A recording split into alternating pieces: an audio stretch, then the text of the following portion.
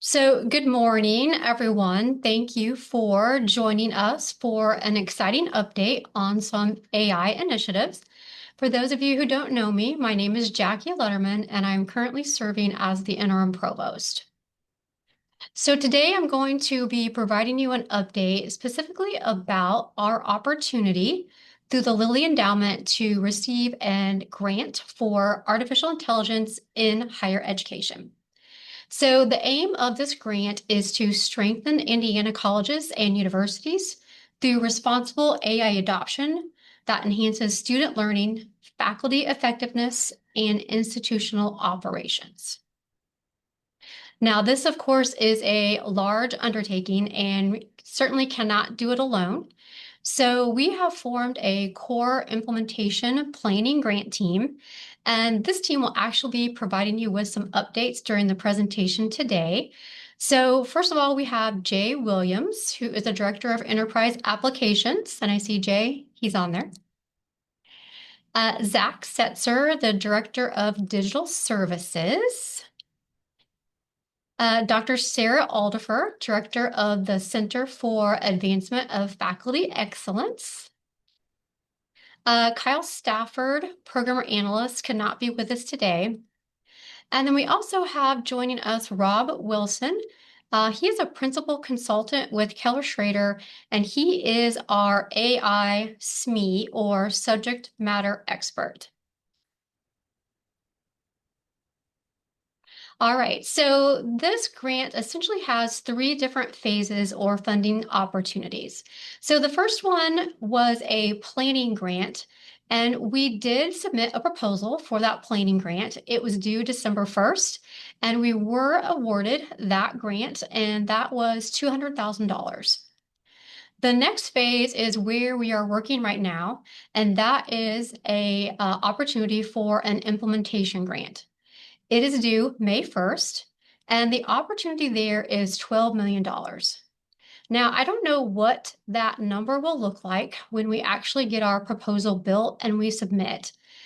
Those of you who've worked on grants before in the past know that grants come with outcomes, and we have to think very carefully and be very strategic about what we ask for, as we have to report on those outcomes and make sure that we are doing everything to work within the proposal that we submitted. The next phase is the opportunity for a collaboration grant. So this would be our university working with another university and an external business partner. And we are currently looking at the possibilities of also going after a collaboration grant. It is also due in concept May 1st. So with those planning grant funds in hand, that has really allowed us to step back and think about launching an initiative here on the Vincennes campus. So that is how we've come up with Project Trail. And thanks to External Relations for making this cool logo for us. But Project Trail stands for Transformative Responsible AI Learning. And our tagline with that is leveraging AI to enhance learning, modernize teaching, and align operations to deliver measurable student success. And so although Project Trail is new by name, it's actually not new in concept. And I'm actually very proud of the university because we have been talking about and handling and grappling with AI, looking all the way back to 2023-24. And this was a presentation that was given to our Board of Trustees last year. And what we shared with them is how back in 23-24, this was pretty much the beginning of higher ed thinking about what to do with artificial intelligence. And at that time, we were just waiting to determine whether or not we would be able to use Gemini or Copilot, what that would look like. At that time, we also upgraded our Blackboard to Blackboard Ultra and turned on those AI tools and started using those. And we also rolled out Zoom with the AI Companion. After that, we started paying attention to the need for policies and implemented an AI acceptable use policy. We started piloting Gemini and eventually got us to the point where we were able to launch Gemini across the university for everybody to use. And you can see there on the screen, something that was always an obstacle was the budgetary consideration behind all of these tools. So obviously with this grant opportunity, this can really change the way we think about and ultimately approach some of the things that we are wanting to do with respect to AI. Another report that was given to the Board of Trustees last year was by Dr. Sarah Aldifer. And on the instructional services side of things, she gave an update about the work that she and her team have been doing in the cafe, putting together a guidebook for responsible adoption of generative AI, and of course, lots of professional development session and providing faculty with best practices, tools, and resources when it comes to AI. So again, Project Trail, not new in concept, but again, with the opportunity for this grant, we can approach the things that we want to do in a different way. So when we think about all the ideas, opportunities, possibilities, there's just so many when it comes to AI here at Vincent University. What we did is we broke it out into 4 different pillars, if you will. Now, there will be things within these pillars that overlap or converge, and I think that really speaks to the type of technology that we're dealing with. With AI, we change something over here, it has an impact over there. But to try to make things simple for us to put together this proposal and to put some sort of a organizational structure to it, we came up with these 4 pillars. And those are student success, academic innovation, responsible AI, and operational efficiency. And of course, all along the way, stakeholder input is key to making this whole entire project work. And so I mentioned the core planning grant team that has been put together. There is also a trail task force that has been formed, and you will be getting an email here in the next couple of days to introduce the people that'll be serving on that task force. We also will involve students, so we'll have multiple student focus groups. And then we'll also be able to leverage the committees and groups of people that we already have in place that already provide us great feedback loops anytime we think about organizational change. So we will certainly be leveraging those groups as well. And then, of course, there will be external partners that we will work with all along the way as we shape and form what this proposal will look like. So overarching, there's really 3 questions that we need to address when we're thinking about putting together this proposal as it relates to our strategy here at the university. And so the first question is, how and to what extent will Vincent University manage the impact of AI technology with respect to curriculum, pedagogy, assessment, to make sure that we are preparing our students to go out and live and work and contribute to a society that is most definitely impacted by AI? So that's one. The second thing is, how and to what extent will Vincent University equip its faculty with the appropriate AI knowledge, skills, and tools to advance our student learning and outcomes? The third question is, how and to what extent will Vincent University use AI technology to increase productivity and gain other efficiencies in the administration and the operation of our institution?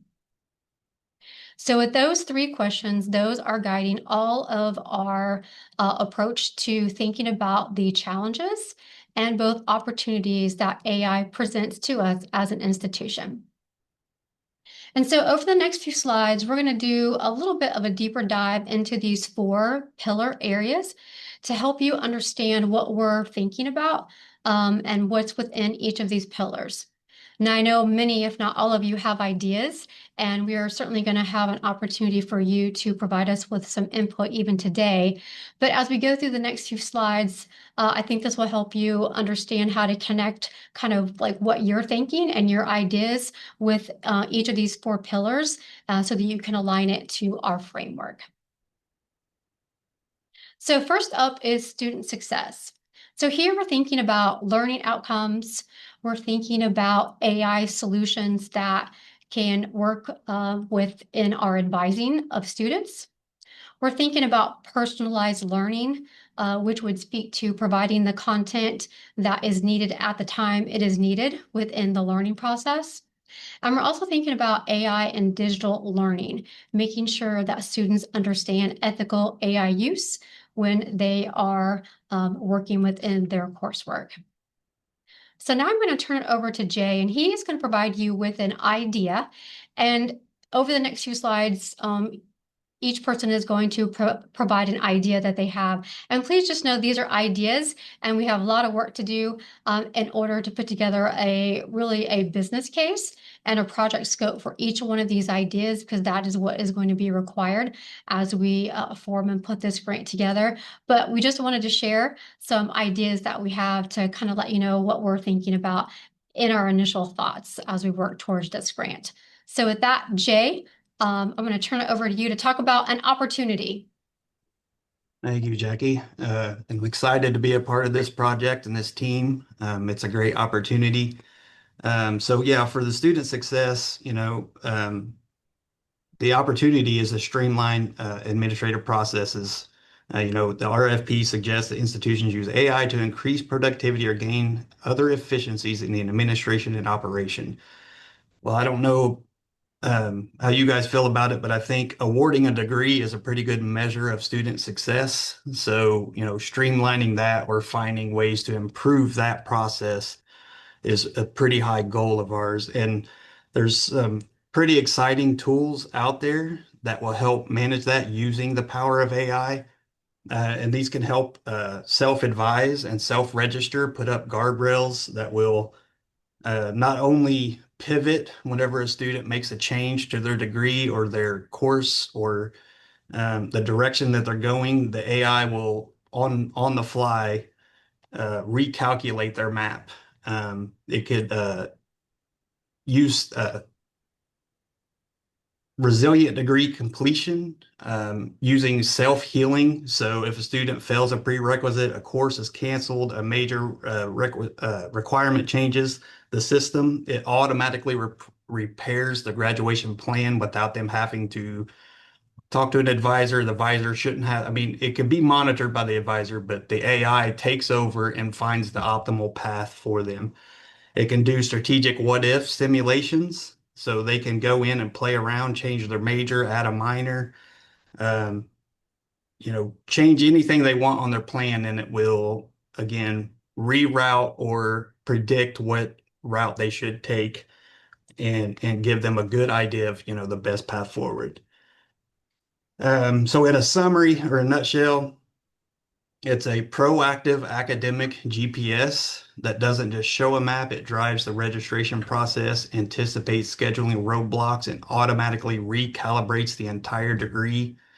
The degree plan the moment a wrong turn is taken. So it keeps them on the path regardless of, what they choose during their degree planning. So it's a very powerful tool and it's a great opportunity to, help streamline and get the information out to the students for, their degree planning.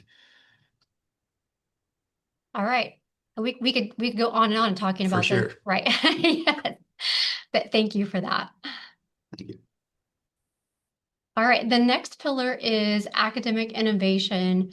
And so here we're talking about curriculum modernization, addressing how we're going to get AI applied learning experiences into our curriculum, looking at AI-enabled teaching tools. We already have some of those, of course, but looking into what other possibilities are out there.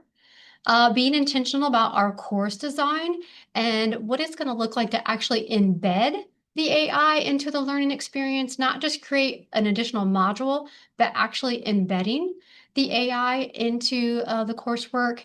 And then, of course, classroom technology and taking a look at tools that we could use to help out when we are teaching in our different areas.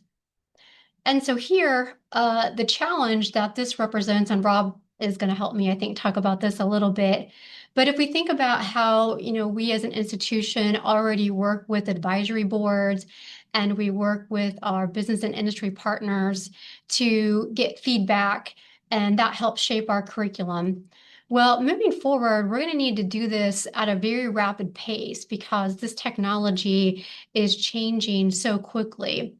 And so, thinking about how we would put together a framework that the university could adopt in thinking about AI. And actually, just last week on the 13th, the DOL published their AI framework. So, that's certainly something for us all to take a look at.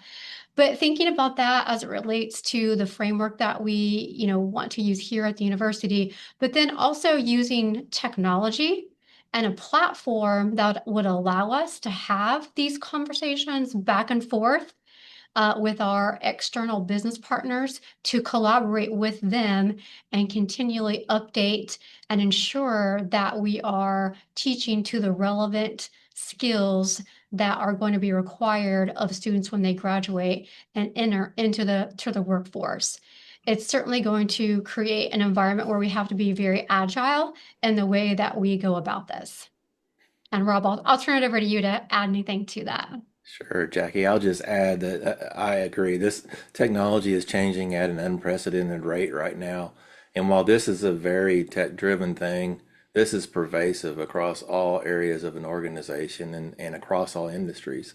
And so it's going to be key that we all stay in lockstep with our industry partners to understand their unique challenges and how we can help address those with the use of AI. And so I envision Vincennes University being a thought leader when it comes to AI with its industry partners, and also, tightening up those relationships and that communication and collaboration back and forth with those partners. I'll just tell a real quick example. This has happened with a pharmacy I was working with in Tennessee. Lead pharmacist said he had a junior farm tech come in and for some reason decided to use ChatGPT to look for interactions rather than using the software that the pharmacy had paid thousands of dollars for, and almost made a big boo-boo with someone's order and gave them a drug that would have had adverse effects. So the lead pharmacist caught it, and there's concept of hallucinations and all these things around responsible AI that affect different industries in different ways with different risks. And just understanding that is going to be key for our students as they move forward in the workplace. Thank you for that. Yep. That's a perfect segue into responsible AI, which is key to this strategy as well. So again, making sure that our students understand how to use the technology, when to use it, but when not to use it, how to use it responsible, what are the guidelines that need to be put into place. Of course, thinking about security and privacy as more and more of these tools and opportunities become available to us here, we take very seriously the protection of our student data. So thinking about security, privacy, and of course, we already have VU established policies through our acceptable use policy, our information security policy and plan, and then of course, our guidebook for the responsible adoption of generative AI. And then that leads us to the challenge of equipping faculty with the appropriate AI knowledge. And Sarah's going to talk about some ideas that she has in this area. So these all connect back to our guidebook, as Jackie has mentioned, thinking about how faculty are ethically using AI on their own and how they are teaching students to ethically use AI. So a few things that I've considered developing as we work on this grant: a faculty AI literacy course with stackable badges. Of course, we're piloting a student AI literacy course, and we can't encourage our students' critical AI literacy without faculty who are also critically literate where AI is concerned. So a couple of levels within that: recognizing someone who is AI aware, who can navigate our policies and can engineer basic prompts and effectively use it; to level 2, AI applied, where you can redesign assignments for secure, ethical student use; moving up to AI fluent, where we are leading department innovation and AI mentorship. an AI enhanced curriculum labs where we can engage in hands-on design sprints to improve assignments that may not be as AI resistant as they could be and improve critical thinking of our students.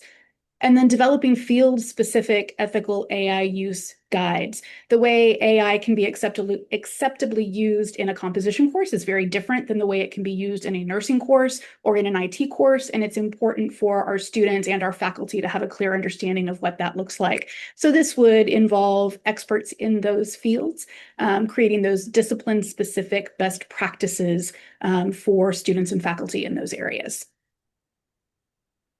All right, thank you, Sarah, for that. And then lastly, we have operational efficiency. So here, being able to use AI to streamline activities, taking a look at things faculty and staff do, trying to determine how we can, use this technology to increase efficiencies and scale our operations, and thinking about in terms of, AI fellowship programs possibly, or looking at, the resources that we need to partner with or bring to campus to help us as we deploy these different technologies. And Zach is going to talk about some ideas for some opportunities in this area. Thank you, Jackie. So a few opportunities or examples that I have. The first one that I'll cover is transforming the employee manual. Instead of using a static 200-page PDF, we could use Notebook LM to create a living handbook. I'm not sure how many of our employees have had an opportunity to use Notebook LM, but man, I tell you, it is a really powerful tool. So in this particular example, if you were to take an employee manual, an SOP, some form of a PDF that has processes, procedures, you could load that up into Notebook LM, and it could almost be like a partner, like an AI partnership. So you could scan the document, it could show where you're repeating stuff, it could make sure that you're matching up to certain policies. You could also share it with different individuals, so it really becomes like a group project that everybody could contribute to. And also, I mean, you could create tests over the material. You could do a lot of cool stuff within Notebook LM and manuals or SOPs. I don't know how many of you have to review SOPs or manuals or constantly change procedures, but this is a tremendous tool to utilize that would save a lot of time. And another opportunity is Blackboard Ava, or the Anthology Virtual Assistant. I'm sure that name will be changing somewhat in the near future, but something that's really cool about this is it can act as a first line of defense for common questions regarding syllabus, deadlines, grading criteria, etc. So I think that the main goal of AVA is to free up professors from repetitive tasks so they can really focus on teaching and structuring their classes. So for instance, if a student has a particular question regarding the syllabus or an assignment or due dates or things of that nature, this tool can help integrate and it can answer those commonly asked questions. It could also help with course structure. It can help with, designing, even the header at the top of a course. It could really help out with a lot. So we're looking forward to integrating that as well. So those are just two examples of, I'm sure, many, many that we're going to be looking into. Yes, absolutely. And, the Notebook LM we already have, but, with Zach's example and with Project Trail, it's allowing us to step back and think, collectively, do we want to move forward with the example of, maybe putting the university manual or other documents into this platform officially and adopting that university-wide. And, then again, with Blackboard Ava, that's something that we don't have. So there it's, part of the strategy of our commitment to staying on top of all the tools that are in the software that we already have so that we can maximize them. This is going to become a full-time job of staying on top of all of the upgrades and opportunities that we have from the software that we already utilize as well. And so last but not least, we cannot forget actual human resources. And I like to refer to those as the other AI. So that is actual intelligence that comes from humans. And, as we think about all of these opportunities, we also have to think about what it's going to take from a human capacity to navigate and manage all the organizational change that could take place as a result of one or many of these opportunities moving forward.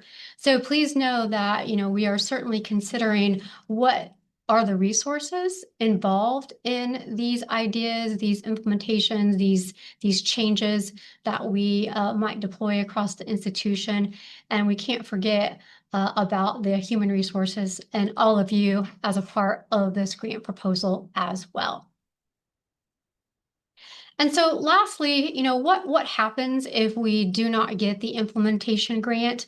Well, we have to continue to move forward because AI continues to move forward. And so although it will change our approach in how we can address some of these things, I am very optimistic about the possibilities of this grant being there to help us move forward. Back in the fall, I remember exactly where I was and what I was doing when I got the notification about this AI grant opportunity. And my brain was just overwhelmed with thoughts. And I just kept thinking, this is a game changer. This truly is a huge opportunity for Vincent University to deploy AI and impact so many students in such a positive way. So I'm very excited to be a part of Project Trail with all of you.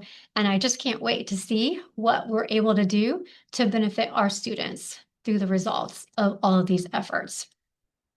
And so we do want your input today. And so on the next slide, there's going to be a QR code that you can scan and participate in a survey. And Jay put that together for us. And Jay, if you wouldn't mind, would you drop that in the chat as well? And then we will also email it out later in case you didn't get it during the presentation. But please take a few minutes and provide us with some feedback. This is just an initial survey. There'll be more to come and more opportunities for input, but this is just an initial information gathering survey about AI. So we'll hope you will take a few minutes to participate in that. And with that, that concludes our information, but I'm happy to take a few questions if anybody has any.